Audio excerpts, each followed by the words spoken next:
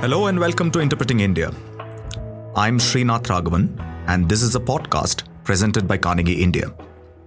Every 2 weeks, we bring to you voices from India and around the world as we unpack the role of technology, the economy, and foreign policy in shaping India's relationship with the world. In the light of the recent coronavirus outbreak, we are now recording and producing episodes of Interpreting India remotely. In July this year, Indian and Chinese forces clashed along the line of actual control in Ladakh, an incident that left 20 Indian soldiers and unreported numbers of Chinese troops dead. Since then, the two sides have increased their military presence in the area. They have also engaged in a series of talks via military and diplomatic channels to disengage and de-escalate the situation. At the political level too, there have been meetings between the defense ministers and the foreign ministers of the two sides. But on the ground, the standoff persists and the tension is thick. In this episode of Interpreting India, we revisit the face-off at the LAC. Why have negotiations failed to make headway yet? Is an escalation of the Sino-Indian border conflict on the cards? Would such an escalation invariably lead to a two-front or even a 2.5-front conflict?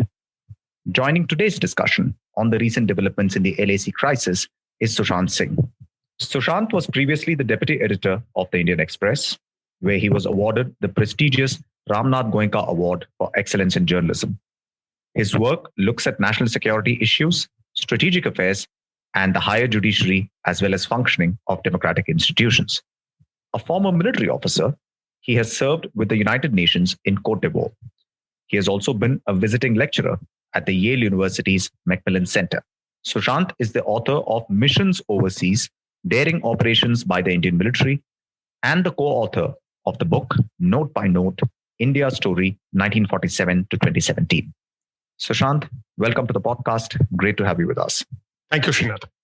Sushant, I want you to give us your sense of the current situation on the line of actual control. Now, it's been 2.5 months or so since the clash and the fatalities happened in Ladakh. Since then, we've seen more troop movements in the area. There has been, further action by both sides. The rules of engagement have apparently changed. There has also been a lot of discussion between the two sides by the way of flag meetings as well as diplomatic exchanges.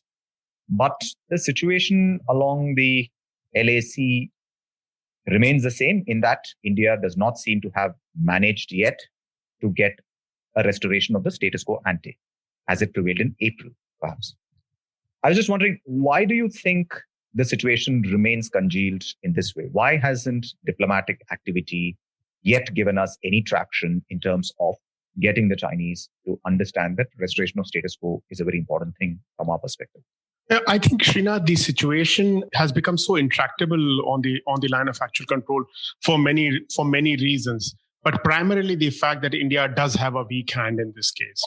Although a lot of narrative about the events of the late last month and early this month, I'm talking about 29th, 30th August and the first week of September, where India had moved certain troops in Chushul sector. But those troops were only on its own side of the line of actual control, where they had occupied certain strategic heights. This compared to what the Chinese did in May, when they came onto the Indian side of the line of actual control and occupied territories, whether it be Pangong So or Depsang or any of these other areas, the Galwan Valley, the Hot Springs area, or the PP-17 Alpha Gogra area. On all these areas, the Chinese had come onto the Indian side and occupied Indian territory. Whereas when we moved in, when the Indian forces moved in late August and early September, they were on their side. So essentially, the reason why status quo ante cannot be restored is that India doesn't have any leverage on the bargaining table, where it can say, okay, if you vacate this area, then we vacate this area. The second reason why status quo ante is so difficult to restore is that does India really want to restore the status quo ante? In the sense, India would want now permanently or almost semi-permanently more troops to be deployed on the line of actual control. It's almost a replay of the Kargil Dras sector post 99, or of Siachen post 84, when, where the terrain is inhospitable, the climate is very harsh, but you still deploy certain troops permanently so that no other mischief takes place, no other misadventure takes place. If India has to deploy more troops there permanently on the line of actual control in Ladakh, that means it is not interested in restoration of the status quo ante, or at least it cannot publicly proclaim, logically and rationally proclaim that it wants to restore the status quo ante because it wants more troops to be deployed there. These are fundamentally two reasons why India has been unable to make any headway in the negotiations with the PLA and with the Chinese side. And of course, the primary reason remains that we still do not know the motivations and the reasons why the Chinese have come in and done this, which they did over the last 4 or 5 months. The Indian foreign minister is on record saying this, and various Indian officials in off the record briefings have mentioned this, saying that they still do not know the motivations for the Chinese actions. Without knowing the motivations, without knowing the reasons, without knowing the rationale, it is very difficult for the Indian side or for any one of us to understand what can be done or what can India concede to get the Chinese to step back and go back from the areas they have come into. Right. And one of the things that the two foreign ministers, when they had met in Moscow, had agreed as part of their, so-called 5-point, the joint communique which they issued at that point of time, was to say that, the two sides have to work towards, after disengagement and de-escalation, work towards perhaps a new set of protocols on how to manage differences along the LAC. But if we don't even have a basic disengagement even before de-escalation, then all of these are presumably moot. I mean, these are basically things which are well into the future. And the first thing we need to do is to make sure that the situation as it prevails either stabilizes into a new normal or results in some kind of de-escalation. So to your last point first, the fact that this new status quo, as long as it continues, and it has continued for now more than 22, 23 weeks, it really establishes a new status quo. The kind of infrastructure that the PLA is constructing, the kind of deployment that they have done clearly establishes, the longer they stay, the more difficult it is for India to reverse that status quo, which is being created on the border. But to your question of disengagement, the disengagement fundamentally is a problem between the Indian Army and the PLA because of the way the initial disengagement was carried out in Galwan and on the North Pangong Tso. If you remember, during the Corps Commander level talks in May and early June, before the unfortunate incident of 15 June happened, the disengagement was done on a basis of from the point of friction, or from the point where both the sides were facing each other. Both sides would move equal distance backwards. Now, once that principle was established, it could work very well in Galwan or at the initial time in Pangong, where the Indians could come back to their Dhan Singh Tapa post, which is between finger 2 and finger 3, and the Chinese went back from finger 4 on the north bank to finger 6. Beyond that principle does not hold. If the Chinese have to go back to finger 8 on Pangong Tso, India cannot afford to vacate its long-standing Dhan Singh Tapa post on between finger 2 and finger 3 and go back, way beyond even finger 1. That is not practically possible. That is not doable.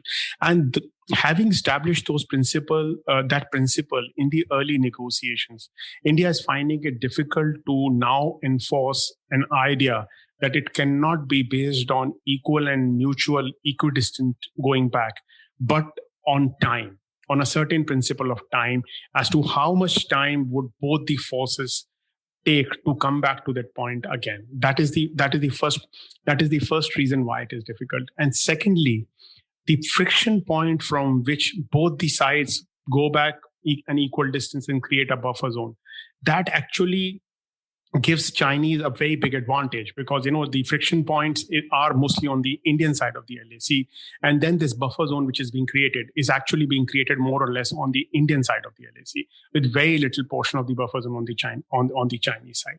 That is clearly no longer sustainable because of after the initial disengagement. In any case, even those initial disengagement, barring Galwan, both in PP15 and PP17A, have already failed. Both the sides are already back or at those points, or much closer to those points which they were earlier. So this is true that disengagement has completely not worked out. As far as de-escalation is concerned, and de-escalation refers to the large quantum of forces which have been amassed on either side of the LAC by both the armies, taking them back to a certain area to their camps. The Indian argument is that because of the kind of infrastructure that the Chinese have on their side and the advantage of terrain that the Chinese have on their side, they can come back and redeploy and mobilize those forces in very quick time. Whereas for India, because of the kind of terrain that we have and the kind of infrastructure that we have and the locations in which these camps are there where these troops would come back to, it would take India far longer to deploy these troops back into these areas in case a crisis re-emerges. The Indian argument, therefore, is that in case of de-escalation, we should go back to both the sides should go back to a point where they take equal time to come and again get deployed at these points. Now, that is something which the Chinese are not willing to concede for very obvious reasons. In fact, Chinese are not willing to make any concessions, any substantive concessions, because they clearly have an upper hand, they have an advantage, and they know it, and they are maximizing their advantage during the talks. Sure. And just to go back to your earlier point, which you were making about disengagement, which is to say that how do you sort of resolve the situation on particular points along the LAC? So my understanding was that even when the disengagement happened at Galwan, this was supposed to be a temporary buffer zone of some kind, wasn't it? I mean, the idea was that for a month or so, nobody would patrol that area. It was not meant to be permanent because precisely as you were saying, in some ways, the Chinese have come in 3 steps and have pulled back 1 step, whereas India is now being asked to go much further behind from what its earlier access to the line of actual control was. Yeah, that's true, Srinath. The disengagement process in Galwan was seen as the first step, which would lead to further disengagement at other friction points and de-escalation. But as we know, events then took over. What happened on 15th of June in Galwan, where India lost 20 soldiers, and Chinese, if you go by reports, at least five soldiers that they lost there. 10 Indian soldiers were taken captive. And I think since then, things have completely gone downhill. There has been no progress essentially on any disengagement or de-escalation. So the idea that buffer zone was temporary was correct, but it was predicated on an idea or a belief that there would be further steps which would be taken by both sides. And eventually, once de-escalation takes place, then this buffer zone maybe will no longer exist, whatever the time period was, whether it was a month or 2 months. But clearly, that has not happened. And I believe it has been reported in some newspapers. But the fact that even the disengagement at PP-17, which is in the Kogra region, also did not hold out. And the Chinese continue to remain deployed on the dominating heights, and Indians opposite them. Same seems to be the situation in the hot spring sector, where the Chinese and Indian forces are again back in those areas. So those buffer zones, barring Galwan, really haven't held out now. And after the Indian action in late August and early September, on the southern bank of Pangong, so and in Chushul, very clearly all these agreements, so all that was carried out earlier, really doesn't hold that good anymore. Now, what was the motivation on the Indian side for carrying out this action? Because there are some conflicting kind of both narratives and analysis which are out there. So on the one hand, I think there is a consistent attempt to sort of portray this as an attempt to take the initiative or seize the initiative in this situation, break the impasse in some way, put pressure on the Chinese, and so on. And we also know that there was a kind of a lot of play given to the fact that perhaps a unit of the Special Frontier Force, which is a special unit, with Tibetans, people of Tibetan origin in it, having taken part in that exercise. And there was even a ruling party's general secretary who went to the funeral of the soldier and tweeted about it and then deleted it and so on. So at one level, there is a clear attempt to suggest that the Indians are willing to, so to speak, up the ante. But on the other hand, at least based on both some of your reporting, but also a few other comments that I've seen being given in background briefings, so to speak, suggests that these moves are also, in a sense, precautionary defensive moves. The Indian army seems to be preparing also for the possibility that if the Chinese decide, for instance, to up the ante and actually undertake some kind of a limited offensive in that area, then Chushul is a certain gap, which is for historical reasons, we have to be in a position to be prepared. So I'm just wondering, is it either or both? How do you read it? So I see it primarily at a military level. It was improvement of defensive posture because, as you said, tensions were running very high, and there had been no progress on the talks for almost more than a month and a half. And the Indians were worried that they were losing initiative, and because they had the resources available to them after having moved these additional troops into the region. So they went for improvement of defensive posture and very carefully stayed on their own side of the line of actual control. So some of the peaks which would have been tactically very advantageous, but were on the Chinese side of the LAC were not taken, like heights like the Black Top or the Helmut Top. They were not taken by the Indian side because they, as per our belief, lay on the Chinese side of the LAC. So at a military level, it was essentially an improvement of defensive posture while showing certain initiative, so that the Chinese are forced to respond, come to the negotiating table, and then talk about it. About the use of special frontier force and the reason it was publicized, I really do not know. I think the initial attempt, at least from the army, was to play it down. But I think for some reasons, politically and by certain media houses, the thing got blown up. And since then, of course, it has got featured in a big way in international press and in international media. The General Secretary who tweeted and deleted that tweet, unfortunately, has been dropped in the new round of organizational appointments which have been made by the ruling party. So I really do not know if that is linked to it, but clearly there's been an attempt by the Indian establishment not to really highlight this or provoke it, but I think things went out of their control eventually, and the information flew completely and took a life of its own. Right. And the other area which you have been writing about, but which has not been that much noticeable in the official sort of pronouncements, is the Depsang Plains, where the Chinese have effectively now ingressed and prevented India from not just accessing the line of actual control, but the line of patrolling, which falls short of the line of actual control, even in our own conception. It is not exactly clear from the reports whether the Chinese have any kind of even temporary presence there, but it looks like they have the ability to move troops quickly every time they see any kind of Indian troop movement into that area. So that again is a area of some operational and perhaps even strategic significance. So could you just explain a little bit about what's happening in Depsang? So Depsang, Srinath, as you said, is an area of immense strategic significance for India and for the Indian Army.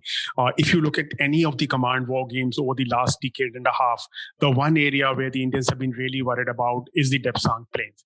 Essentially, Depsang Plains falls in what is called the subsector north, starting from the foothills of the Karakoram Pass, including the area of DBO, Daulat Beg Oldi, which is the air-based airstrip that was revived in 2009. Then coming to we are going southwards, then coming to the area of Brig Heights, and then to Depsang Plains. This whole area is essentially a flat area, a flat terrain where armored mechanized warfare can take place. This is highly suited to mechanized warfare, and the Chinese have multiple axes to reach this area. They have 4 or 5 axes through which they can reach and come towards their area. And the area on the Chinese side of the LAC is equally flat, which allows them to mobilize and bring in a heavy amount of armor and mechanized forces into the area. As you know, this is virtually the northern tip of India. The Karakoram Pass is the northern tip of India. Patrolling point 1, so to speak, between India and China. And for India, there's only one lifeline: the new DSDBO road, the Darbuk Shiok Daulat Beg Oldi road, which was inaugurated last year by the defense minister. This is the only lifeline, only road that India has to deploy its troops there. So one is, of course, the strategic importance of Depsang comes, or subsector north comes, because of the Karakoram Pass, and the region, the DBO airstrip, which is the only strategic airstrip we have in that area, and its proximity to the DSDBO road. So the DSDBO road is barely 5 to 6 kilometers from the point where the Chinese are stopping Indian patrols in Depsang, which is not much of a distance. But then there's a larger significance, and the larger significance of Depsang Plains is if the Chinese ingress further, or if the Chinese mechanized offensive succeeds, they could actually cross over from Sasoma to Saserla and then reach the base camp of Siachen Glacier and cut off the logistics supply lines to Central Glacier as well as the Northern Glacier, allowing Pakistan to then do something, to play some funny tricks, or launch an offensive and put the Indian forces under pressure. The Southern Glacier still has alternative routes available to the Indian Army through which it can be supplied. But the Northern and the Central Glacier can be cut off. So this is the only area actually in the whole of the Indian strategic picture where China and Pakistan can physically collude. The collusion can be actually physical more than strategy. So to be clear, I'm not saying that the Chinese are going to reach the base camp and then they're going to climb the Siachen and take Siachen away. What we are saying is that they can reach the base camp, cut off the supply lines to the Northern Glacier and to the Central Glacier, allowing the Pakistanis to launch an offensive, which would be far more potent and with a greater advantage over the Indian deployments. This is essentially the significance of Depsang Plains. As far as what the situation in Depsang is, based on some of the reportage which has come out in the media, and based on I know who gave that briefing, which is a very senior military official who gave that briefing, there is a surveillance detachment of the Chinese at a place called Bottleneck or Y Junction, which is around 18 kilometers inside the LAC, on the Indian side of the LAC, which is believed to be a couple of vehicles that the Chinese have there. So as soon as Indian patrols try to cross this point, and the bottleneck is actually a physical bottleneck, it's a rocky outcrop through which there is vehicles cannot pass. You have to cross this on foot. It goes east to west. And when the Indian patrols reach there, these couple of surveillance vehicles actually signal or call more Chinese troops from the Chinese side, which then come and stop the Indian patrols. And India does not want to create another scene in the area, and therefore Indian patrols have not been going up to 5 patrolling points in the area, which are PP10, which lies on Raki Nala, PP11, PP11A, PP12, and PP13. PP13 lies on Jeevan Nala. Now, this bottleneck is the same area, same place where the Chinese had come in 2013, if you remember. And in 2013, the then army commander is on record that the Indian army actually went into Chumar very quickly, did a quid pro quo, and that forced the Chinese to get out of Depsang within 3 weeks. But currently, the Chinese are stopping Indian patrols in Depsang, and Depsang being a strategically very important, vulnerable area for India, it remains a huge concern for India. And as some of the reporting in the Hindu has shown, this is an area where almost 900 square kilometers of territory India is unable to, on the Indian side of the LAC. Indian forces are unable to access, or Indian patrols are unable to access. So we believe more than 1,000 square kilometers is the area which the Indians are unable to access in the last 5 months. 900 square kilometers out of that area falls in Depsang, Trig Heights, DPO plains. And are we discussing Depsang with the Chinese in these various meetings which are happening? Because that is also a little unclear from the news reporting. So there is a view that Depsang has not been discussed at the corps commander level meeting, because we see Depsang as a crisis separate from the crisis at other friction points, because it is a history. And I said Chinese had come in 2013. In 2015 September, they had in fact crossed bottleneck and gone another 4.5 kilometers to the west, reaching very close to a town of Birdsey. To the place where they believe their claim line lies, the Chinese claim line lies. So India says it has been a historical problem in Depsang. And since April, well before the crisis erupted in May, the Chinese were stopping us at bottleneck, and therefore we are not discussing at the core commander level meeting. But then I don't understand that even the crisis in Pangong, so the North Bank, has preceded the crisis in May. It has been a historical flashpoint. It has been something which has been disputed by both the sides. And since last October, Indian patrols have not been allowed to reach their patrolling points in Pangong. So how is Pangong different from Depsang is clearly not understood by me. But this is also true that a major general level meeting over Depsang did take place in early August, where I'm told that the PLA refused to concede any ground whatsoever. If I remember correctly, the meeting took place on 8th of August, and the PLA refused to concede any ground, make any concessions, and the situation in Depsang Plains remains as it is for last 4 months or so. And, in your response to the previous question, you were talking about the possibility of, a Chinese and Pakistani kind of military nexus in a hypothetical scenario. Of course, I'm not saying that that's necessarily the case, but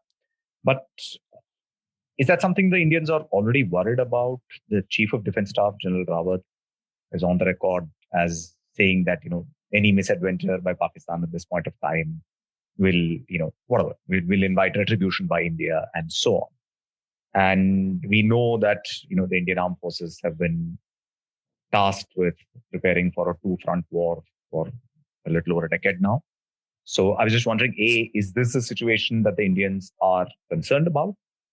And secondly, whether you think, given all the current deployments, we are actually in a position to meet any eventuality if an escalation occurs along the LAC and Pakistan decides to kind of jump into the fray, as it were.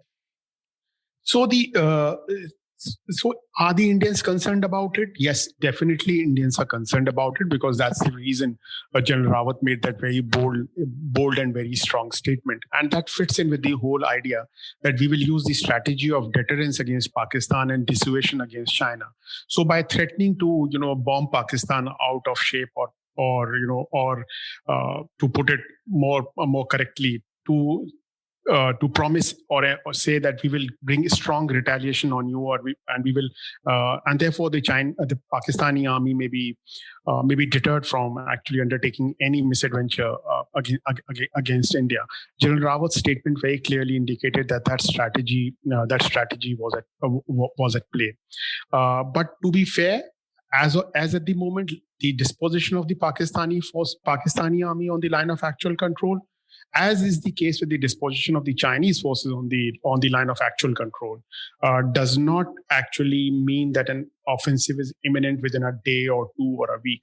It takes certain times for troops to be mobilized and to be disposed in a manner, for stocks to be built up, for reserves to be built up. That process has still not has not happened on the Pakistani side. And this is what the senior army officials who have briefed journalists have spoken of. They say, while we understand that threat remains, but we have seen nothing on the ground so far to suggest that the Pakistan army is mobilizing at this point in time to ensure to take advantage of the situation with China. Just to reiterate, General N.C. Vij, former army chief, has always said, and he's put it in writing in a document for VIF, that if China and India go to war, Pakistan will definitely enter that situation, because it gives Pakistan a huge advantage, as India will have to move at least half of its forces away from Pakistan, and India will not have the ability to switch its forces between the two borders.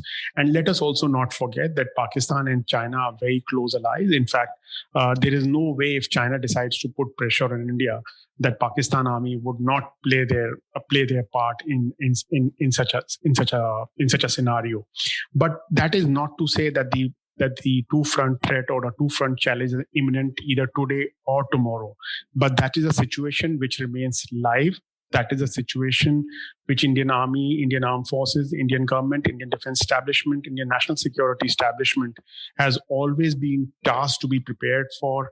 But when that situation actually happens, it would still put the Indian Armed Forces and the Indian establishment and the Indian government under tremendous pressure for various reasons. And even if there is not, as you're saying, a clear prospect, so to speak, of a two-front threat, what is quite clear is that the Pakistanis have definitely stepped up activity along the line of control. Secondly, they are now going ahead with formalization of Gilgit-Baltistan's political status within the state of Pakistan, which is something, which I suppose is also a bit of a tit-for-tat response to what India did vis-a-vis Jammu and Kashmir by amending Article 370.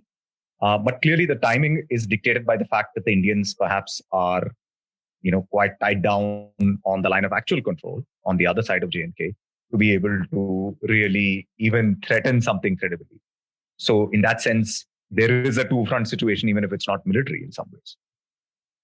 Yeah, that's true. The two-front situation remains alive. The line of control is at its hottest ever, or the most active since the time ceasefire happened on 11 September 2003.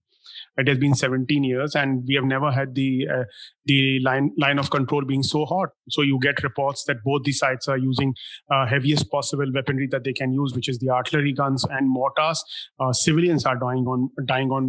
At least on the Pakistani side, there are reports of civilians dying. We see regular reports of Indian soldiers being killed in firing. And this is something which is reminiscent of people like many of us who started on the line of control pre-2003. This is almost reminiscent of that. The situation is pretty tough on the line of control between India and Pakistan.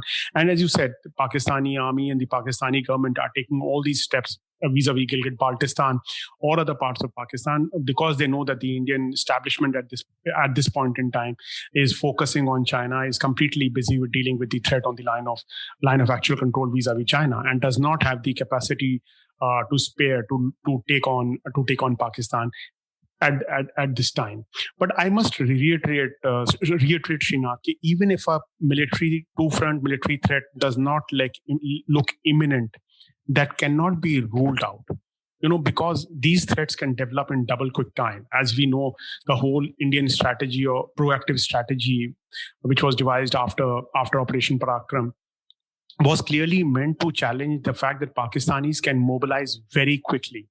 And particularly in the regions of Siachen and in the areas of line of control in Jammu and Kashmir, those mobilizations are even faster than in some other area. And India's advantage of having three very heavy, mechanized heavy strike corps doesn't really hold good in those areas where it is more infantry dominated battles that are fought. So where do we go from here? Is the situation going to be more of the same, which is deployment through the winter, perhaps, into early next year by both the Indian Army and the PLA?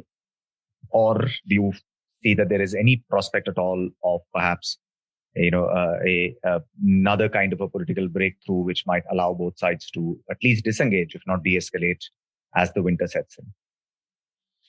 I think the fact is that the Indian Army is very clearly signaled that it is ready for a long haul, which is essentially a winter deployment on the line of actual control. As I see it, it is essentially to signal its determination to stay there, come what may, and force the Chinese to rethink whether they want to remain deployed on their side of the line of actual control in such harsh weather. And the second reason is very clearly the Indian Army does not want the Chinese to ingress any further. If they were to remove their deployment or reduce their deployment on the line of actual control, there's always a fear that the Chinese may ingress even deeper, even further. So it's essentially a kind of holding the line and also sending a signal to the Chinese that we are willing to take this punishment of a harsh winter. Are you willing to take that punishment? And then maybe that forces a rethink on the Chinese side. But that having said, I think the problem is well beyond the military. It is not up to the Indian Army or the PLA to solve the problem. The problem can only be resolved at the political level. And I believe after what we have seen with the talks at the level of the defense minister, the special representatives of the two government, as well as the foreign minister, it perhaps is now upon the highest political leadership, that is President Xi and Prime Minister Modi, to actually come into play and probably force a breakthrough. Without that, I do not foresee an early solution. I see a very rough winter for both the Indian Army as well as the PLA in Ladakh, which will take a heavy toll on both the sides. And with both the soldiers on both sides deployed against each other in thousands, any accident can happen very quickly and things can go out of hand. Yeah, and talking of accidents, the one thing which perhaps we did not talk about is that the rules of engagement seem to have shifted along the line of actual control. Previously, there used to be pretty tight regulations on, not using firearms, etc. But now we are seeing reports saying hundreds of rounds have been fired in the air. I mean, I don't even know what to make of such reports and what they may actually sort of translate it by way of accidents and so on. Although I understand that these are defined as rules of engagement, the rules of engagement always allowed troops to fire if they were in a threat, if they were threatened, if they were in a situation which required opening of firearms. But clearly, certain norms had been established over a period of time where nobody wanted to use firearms. Those norms no longer exist after June 15th, when the unfortunate incident happened where 20 Indian soldiers lost their lives. After that, as we know, at least on four different incidents, 4 different periods, both the sides have opened fire, and Indian side has opened at least firing in air 100 to 200 rounds, essentially to ensure that what the Indian Army claims, that the PLA troops do not come close and do not again indulge in some kind of physical violence using clubs, using batons, and using barbed wire laden clubs, etc., and hurt the Indian side. So to keep the PLA at bay, they have opened fire in air. Although, Srinath, I'm surprised the Army's soldiers do not open fire in air. They open fire for effect, even when quelling a civilian mob and aid to civil authority. We were always taught that you never open fire in air. You only fire to kill or fire to hurt someone. Yeah, which is precisely why I'm surprised that, the rules of engagement have shifted in the upward directions. There are new elements in play now, and then that might well have other kinds of consequences which are perhaps not exactly calculable at this particular point of time. Yeah, Srinath, I think about this firing in the air, I think this is part of a larger pattern whether you see it in Depsang, whether you see it with rounds being opened in air. The whole thing is about somehow the Indian side is still very hesitant and does not want to provoke the Chinese. It somehow still wants to just holding itself back in many ways so that things are not forced, events are not forced, and things do not go out of hand. This is what I see more as than anything else. Yeah, no, I'd agree with you. And then, you are a former sort of soldier, and I think most soldiers agree that, these are situations where restraint is not a bad thing. Yeah. And actually keeping these situations under control is much more difficult than what we might expect from the outside. So let's say that, it is a difficult situation, but let's hope that things do not get out of control. And there is, as you were saying, some kind of a political resolution, perhaps, which will ease things out before the winter sets in. Sushant, thanks so much for joining us today. It's been great to chat with you. Thank you so much, Rina. Thanks for having me on the show. Thank you.